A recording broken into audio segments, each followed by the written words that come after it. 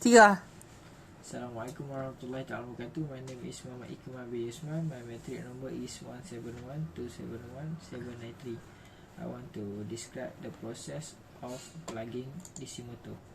In plugging the armature terminal, the supply polarity of a separately excited or shunt motor when running are reversed. Therefore, in plugging, the supply voltage and the induced voltage EB, which is also called back EMF, will act the same condition. Thus, during plugging, the effective voltage across the armature will be, which is almost the supply voltage. The armature current is reversed and high braking torque is produced.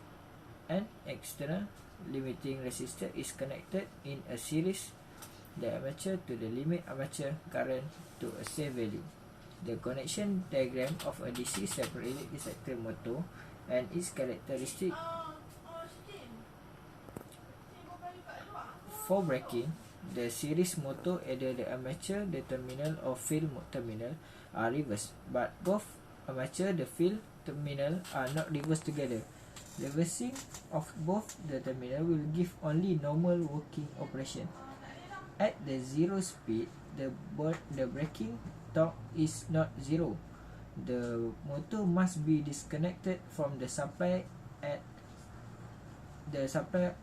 or near zero speed.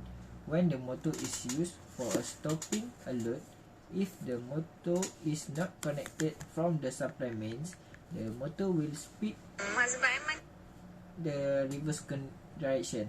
For disconnecting, the supply centrifugal switch are used.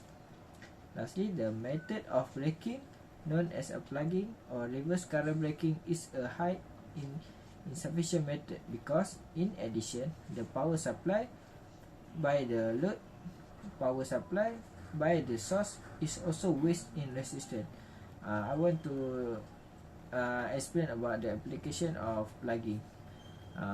In plugging is commonly used in control elevator, rolling mills, printing presses and machine tool.